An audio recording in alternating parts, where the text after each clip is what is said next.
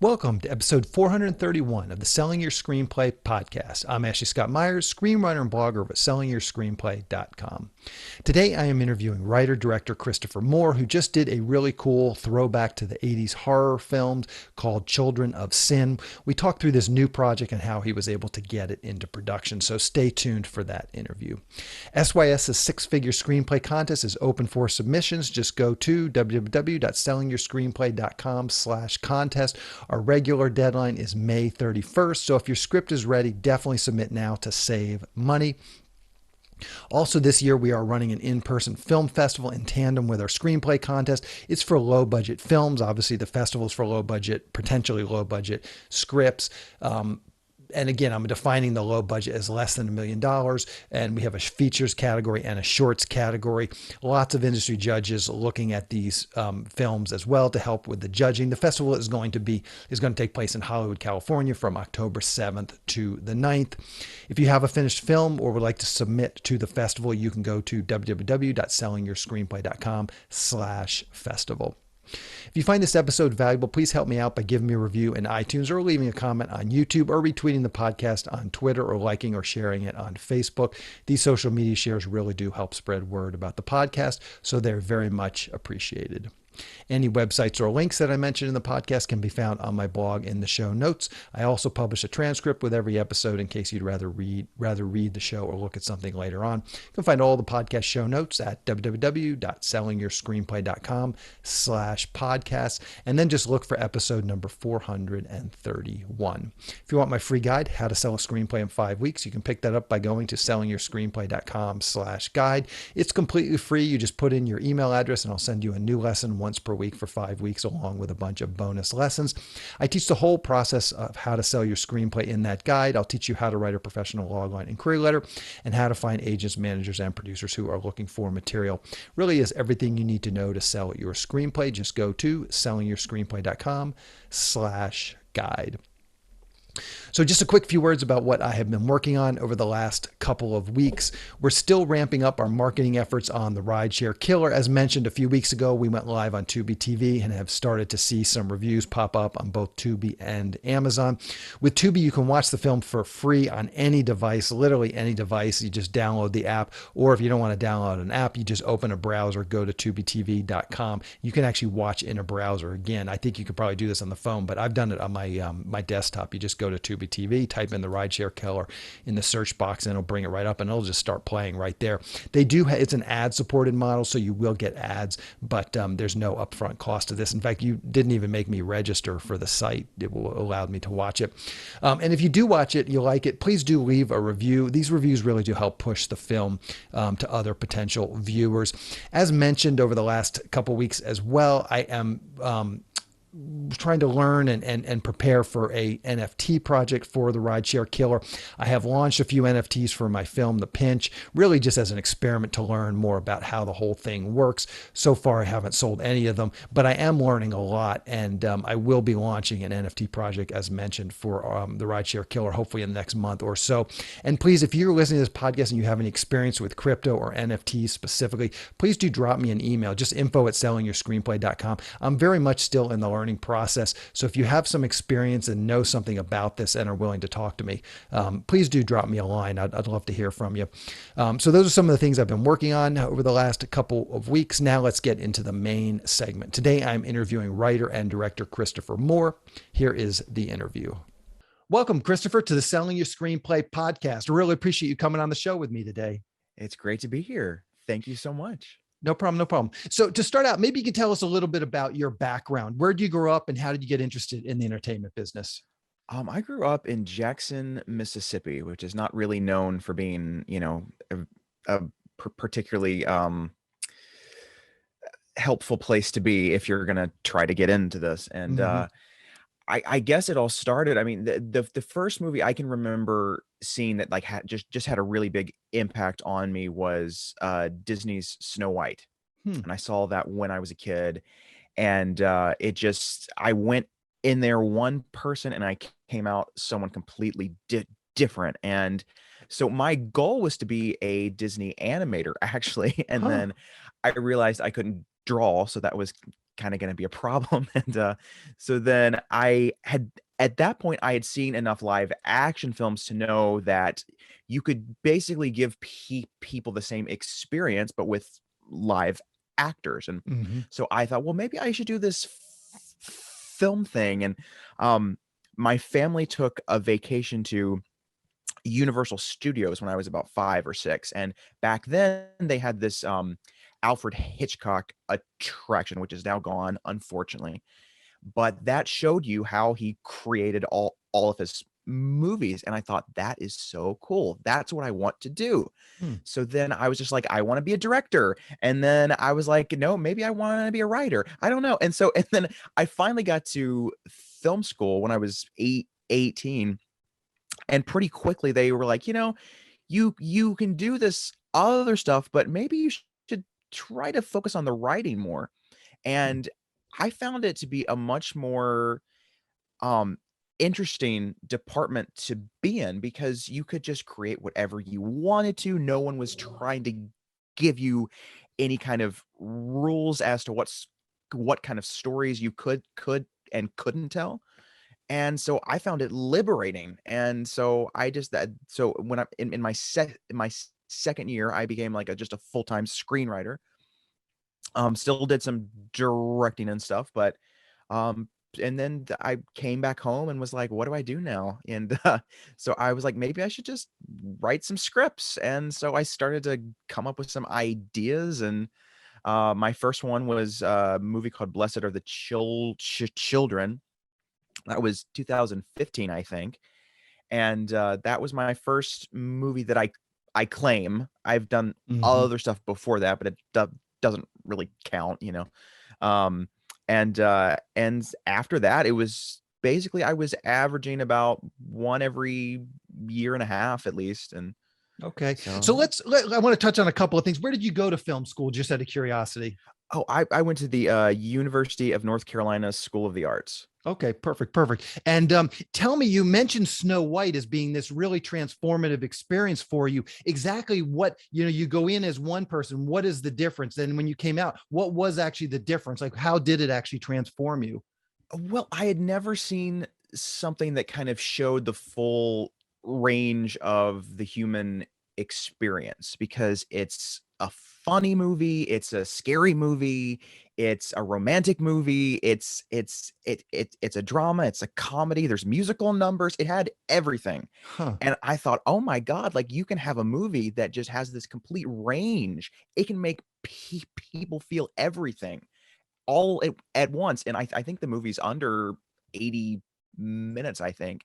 I was like, "That's unbelievable that you can do that."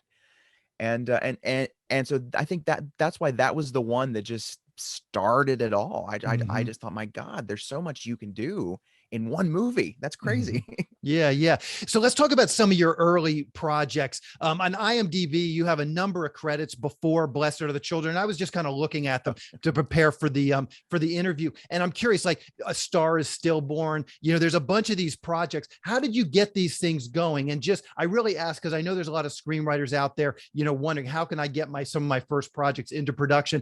Did you self finance them? Did you have enough of a background in film school that you knew how to do the producing yourself? Maybe just talk about that. Some of these early projects, how Right. did you actually get them from script to actually being produced?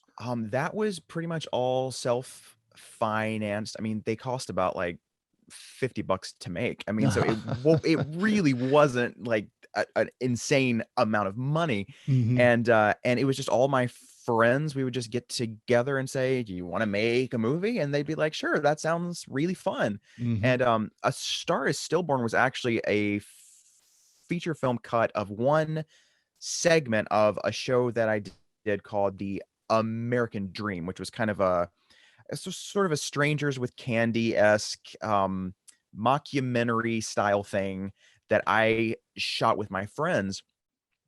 It was basically all improvised, which, I mean, I learned my lesson from that. Sometimes it's not always the best idea. You still need to have a thing called structure and we did not have that. So it was just like, who knows where these characters' stories are going to go? We'll just shoot a bunch of stuff and see what happens. And sometimes it turned out well, and most of the times it did not. So, but it was so much fun, and I learned so much. So, I mean, really, that's what I would say, is that try to write something that you can conceivably pull off by yourself. You know, if you only have your two best friends and a 1-bedroom apartment, use it. You know, it might not be your dream film, but at least it's something. Yeah, yeah. So I'm curious. Oh, so let's dig into Children of Sin, and we'll kind of get into that a little bit. To start, maybe you can give us a quick pitch or log line for Children of Sin. What is this film all about? Well, it's about these two siblings whose wicked stepfather decides to send them off to this sort of pray your sins away camp, because she is pregnant and he is gay. And so he sends them off there, and they have to kind of fight to get out of this place, because they're concerned that their mom is going to be hurt by this horrible guy. And it's a religious horror film, and kind of like a Flowers in the Attic meets Carrie, sort of some people under the stairs stuff. It's really fun. So where did this idea come from? What was sort of the genesis of this premise? I want to say I got this idea when I was in high school, but I didn't know what to do with it. And it was just like, I want to do a horror film that takes place at one of these creepy camps. And it just sort of marinated for a long time. And then eventually, it was during the pandemic, I was like, I would like to write something, because I mean, we all had, you know, a lot of time. And I thought, what about that idea from years ago? And with all the stuff that was going on with, you know, QAnon and all these weird cults and stuff, I thought, well, if I kind of put some of that in there, I don't make it explicit, but I mean, it's a little bit based on some of these more outlandish culty kind of groups. And so in some ways, that all kind of helped the idea and gave it a bit more structure. Yeah, so I just thought that this was finally the right time to tell this story. Okay. And you have the poster here behind you. The people that are watching this on Oh, yeah. YouTube, they can actually see the poster, but you can find the poster on IMDb, and we'll link to the film so people can check it out. I noticed the poster is an animated poster. It's not, you know, pictures, and it's sort of reminiscent of some of the horror movies from the 70s and the 80s. What were you sort of going for? What is the inspiration for the poster? And does that sort of, you know, trickle down to the film as well? Oh, absolutely. Yeah. Because I mean, I'm part of the, I guess you could call it the video store generation, where I mean that's how we were introduced to all of these movies.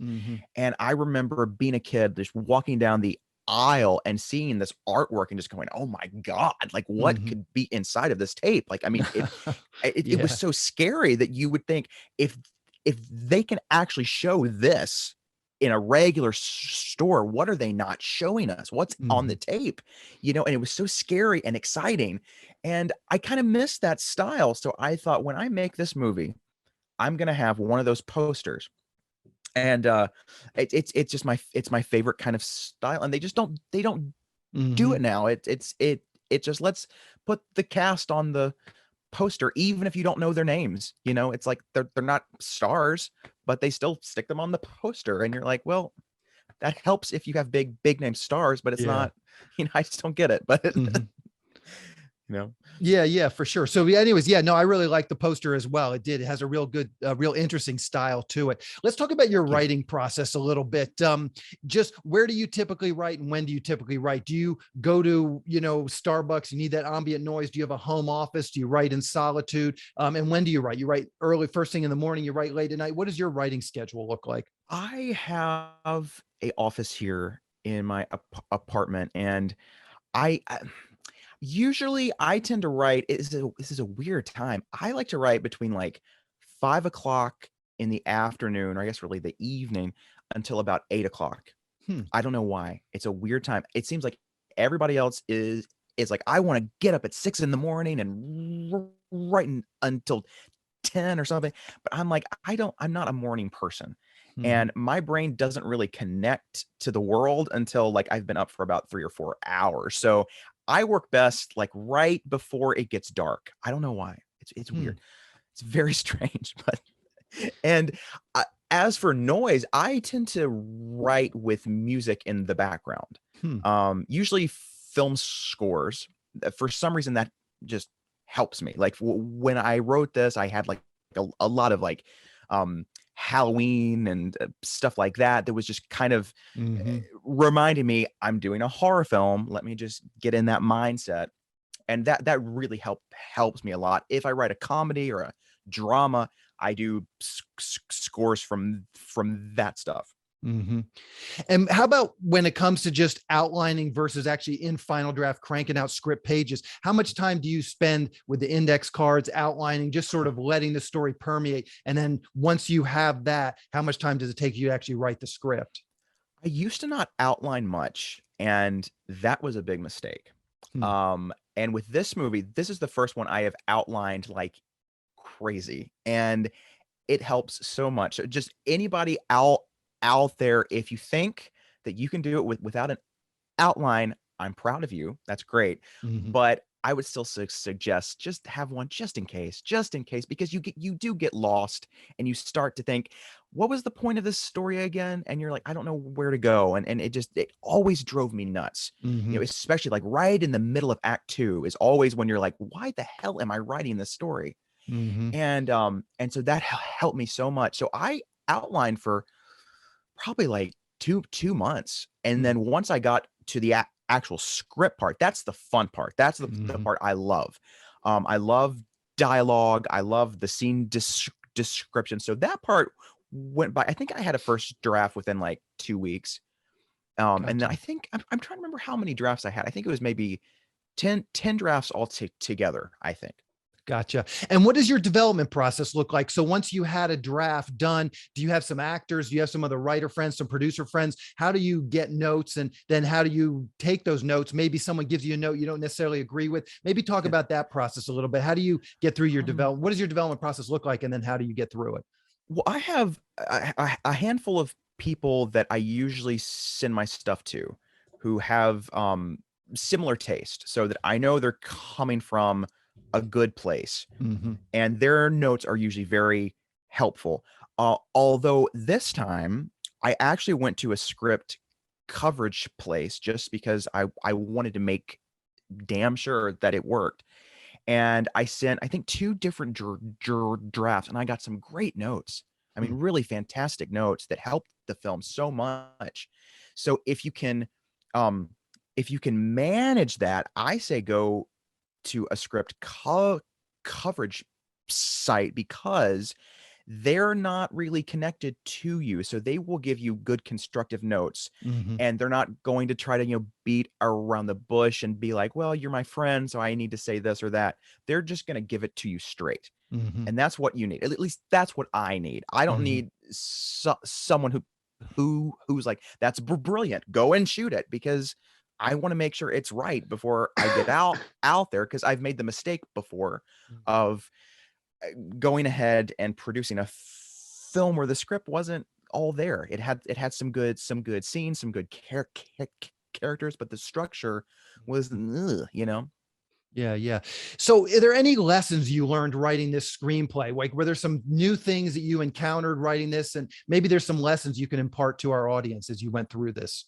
Um, when I started out, I thought every character in this needs a character arc. I don't know why. Hmm. And so I realized you don't need to do that for everybody. Because most movies really don't even have one strong one, to be totally honest, especially these days. So if you just have one, you're ahead of the curve completely. Hmm. Because this is more of an ensemble film. It is about the two siblings mostly, but I was caught up in some weird idea that everyone needed to have this rich backstory and stuff, and then you don't end up using it, because if you did, it would be a TV show, not a Mhm. a screenplay. So Yeah. Yeah. Okay, so once you had your script, you had these 10 drafts that you were really happy with, this 10th draft, anyways, that you're happy with. What were the next steps to actually raising some money and actually getting this thing into production? And again, I'd be curious to kind of hear, how did it come about? All the other films you've done, all the other connections you've made, how did that ultimately roll into getting this one into production? well, it was a very similar experience on all of the films. Once the script is done, or at a point where I think it's uh, filmable, Hmm. I just start to cast. And I cast a lot of people I'd worked with before.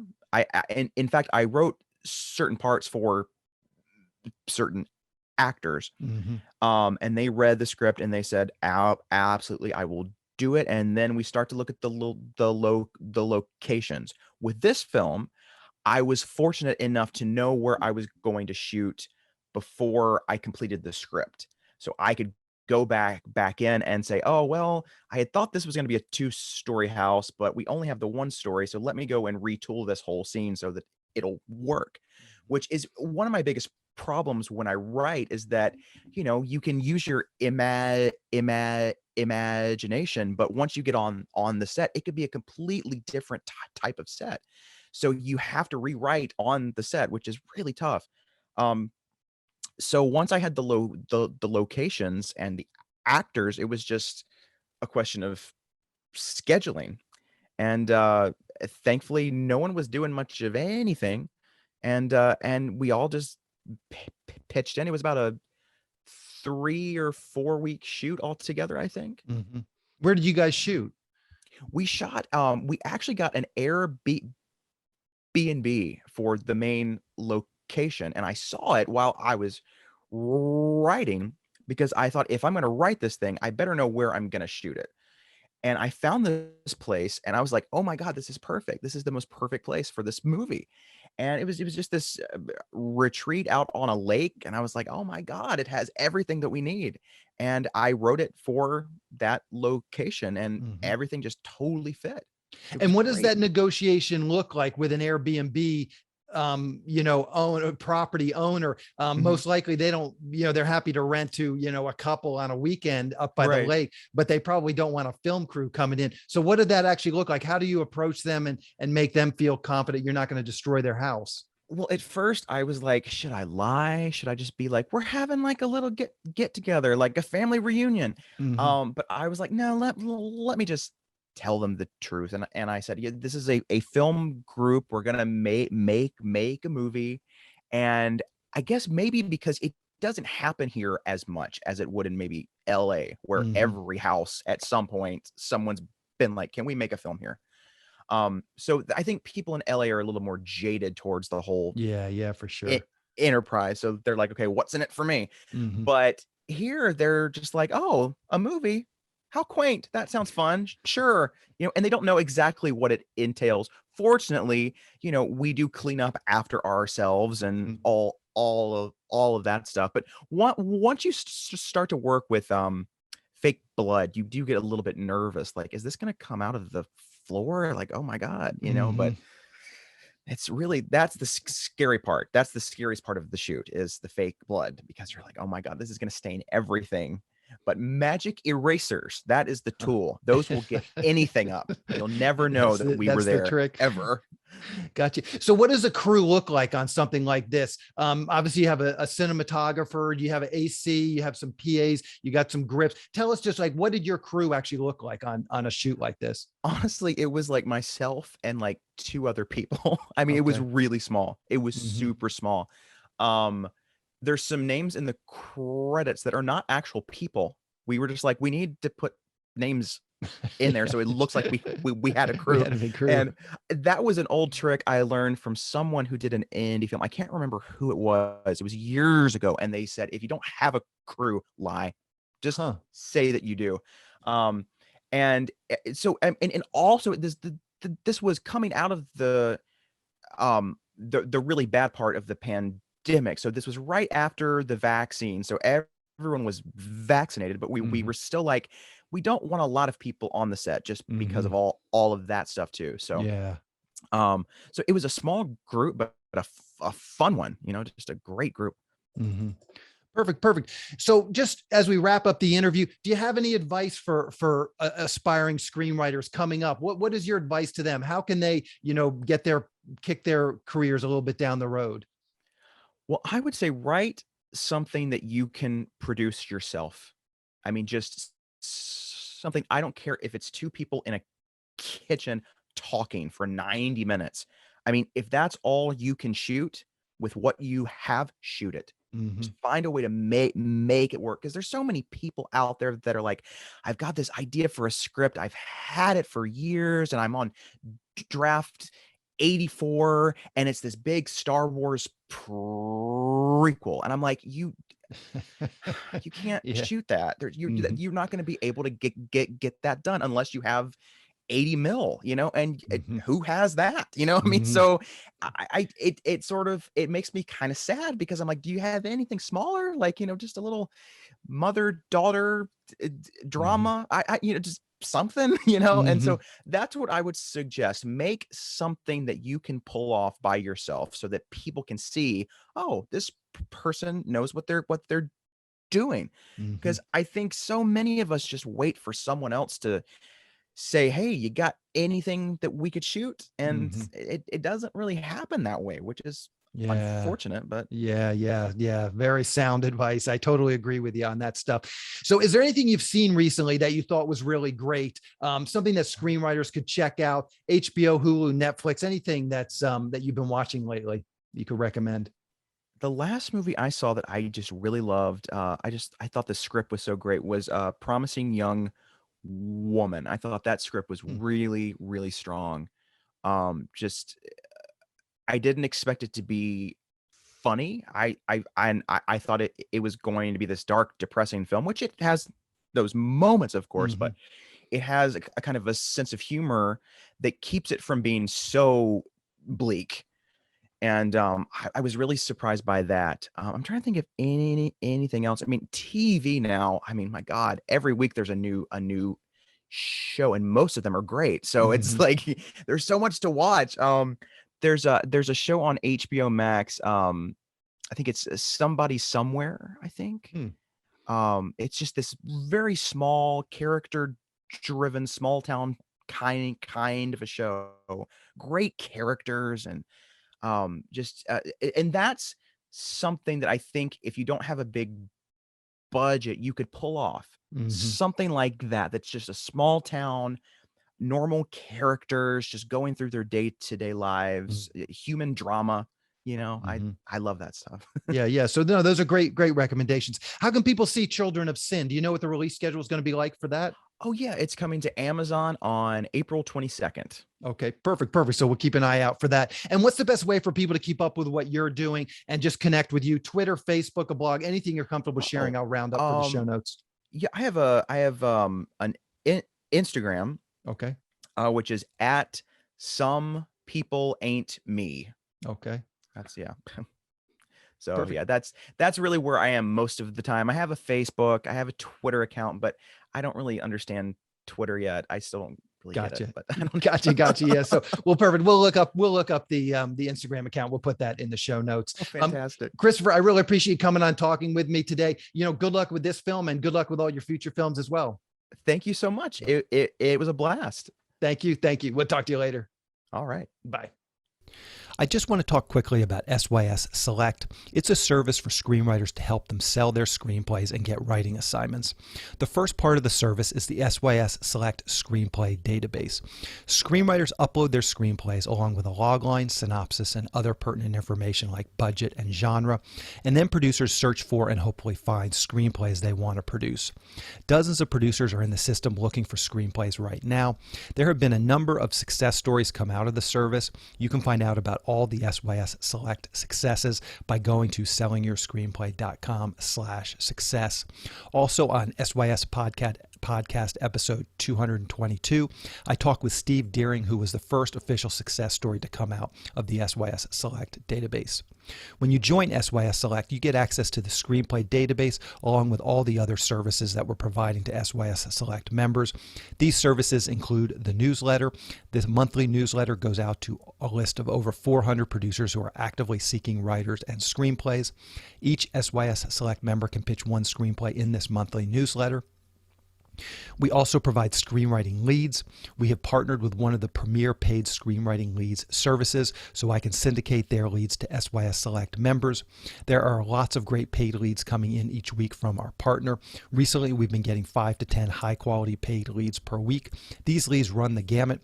There's producers looking for a specific type of spec script to producers looking to hire a screenwriter to write up one of their ideas or properties. They're looking for shorts, features, TV, and web series pilots, all types of projects. If you sign up for SYS Select, you'll get these leads emailed directly to you several times per week. Also, you get access to the SYS Select forum, where we will help you with your logline and query letter and answer any screenwriting related questions that you might have. We also have a number of screenwriting classes that are recorded and available in the SYS Select forum. These are all the classes that I've done over the years, so you'll have access to those whenever you want once you join. The classes cover every part of writing your screenplay, from concept to outlining to the first act, second act, third act, as well as other topics like writing short films and pitching your projects in person. Once again, if this sounds like something you'd like to learn more about, please go to sellingyourscreenplayselect.com. Again, that is sellingyourscreenplayselect.com. That's the show. Thank you for listening.